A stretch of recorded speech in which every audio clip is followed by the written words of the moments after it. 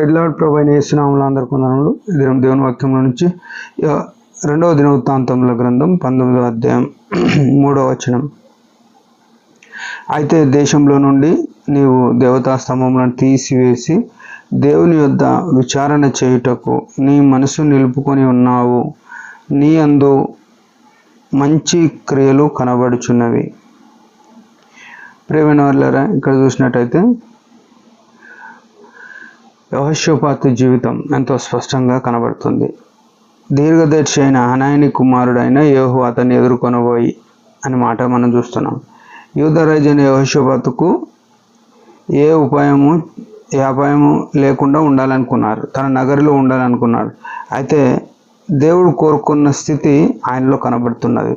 2వ వచనంలో చూస్తే, దీర్ఘదర్శి అయిన హనాని కుమారుడగు యేహూ అతన్ని ఎదుర్కొనబోయి రాజు అయిన యెహోషాపాతుకు ఇలాగ ప్రకటన చేశాను. నీవు భక్తిహీనులకు సహాయం చేసి యెహోవా శత్రువులతో స్నేహితుడు అయితివి కదా. అంటే ఈయన యెహోషాపాతు అహాబుతో స్నేహితుడు అయినందున దేవునికి శత్రువు అయినాడు. మనం గుర్తుపెట్టుకోవాలి,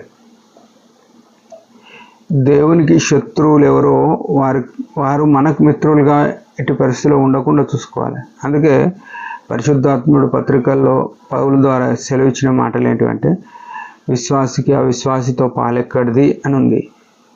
మీరు ఈ లోక మర్యాదను అనుసరింపక అని రోమ 12లో ఉంటుంది. ఇంకా యోహాను పత్రిక 1:2 అధ్యాయం 17 నుంచి చూస్తే, ఈ లోకంనైనను లోకంలో ఉన్న వాటిని ప్రేమింపకూడదు. అయితే ఈయన భక్తిహీనులకు సహాయం చేసి, మనం కూడా గుర్తుపెట్టుకోవాలి, మన సహాయం కూడా ఎవరికి చేస్తున్నాం. చాలామంది ఏం చేస్తారంటే, క్రైస్తవులు అయి ఉండి, అంటే యేసు ప్రభు రక్తంతో కడగబడి ఉండి కానీ లోకస్తులతో, అంటే దేవుని మందిరానికి వచ్చేటోళ్ళతో కంటే ఎక్కువ స్నేహం లోకస్తులతో ఉంటుంది. అంటే లోకంతో స్నేహం ఉండొద్దని కాదు, కానీ వారి కార్యకలాపాల్లో కలిసి వారికి, అంటే దేవుని పిల్లలకు సాయం చేయకుండా లోకస్తులకు సాయం చేయాలి. ఎందుకంటే వాళ్ళు నా స్నేహితులు అని చెప్పుకుంటాం. దీనివల్ల ఏమంటున్నాడు, దేవునికి శత్రువులు అయితివి అంటున్నాడు. అందువలన యెహోవా సన్నిధి నుండి కోపం నీ మీదికి వచ్చను అంటున్నాడు.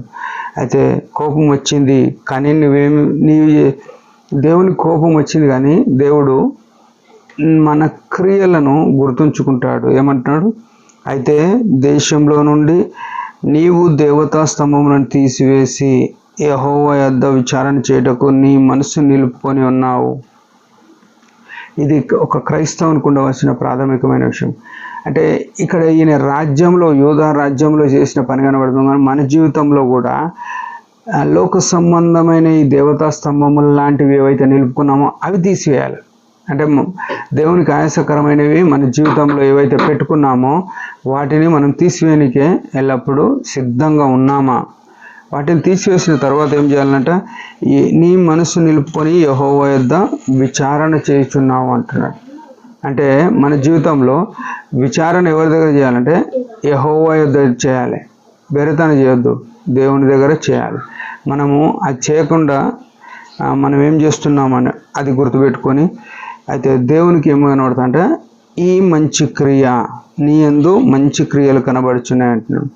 ఎప్పుడైతే మన హృదయంలో లోక సంబంధమైనవి, విగ్రహ సంబంధమైనవి, మనకు దేవునికి ఆయాసకరమైన మన దగ్గర ఉన్నాయో వాటిని తీసి పారవేసుకోకపోతే మనల్ని దేవుడు ఆశీర్వదించలేడు. అవి తీసి పారేసుకొని ఏం చేయాలి, మన మనస్సు యెహోవా యొద్ద విచారణ చేసేదిగా ఉండాలి. ఏం చేయాలని, అప్పుడు మనం ఆశీర్వదింపబడే వరమైనాం. అది ఏం చేస్తాడు, దేవుడు మంచి క్రియగా చూస్తాడు.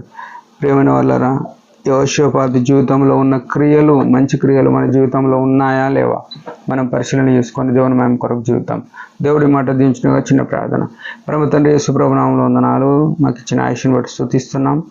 చదవగలిగిన మాట ద్వారా మేము అనేక సార్లు లోక సంబంధమైన స్నేహాలు, లోక సంబంధమైన విగ్రహాలు కలిగి ఉన్నాం. దయతో క్షమించండి. అవి తీసివేసుకొని నీ యందు మనసు నిలిపి నీ వలన మంచివారం అనిపించుకుంటూ కృపణీయమని నీ ఆత్మతో నడిపించమని యేసు ప్రభు నామములో ప్రార్థిస్తున్నాం తండ్రి, ఆమేన్. వీరందరి పరిచయం గురించి భారంగా ప్రార్థించండి. Praise the lord.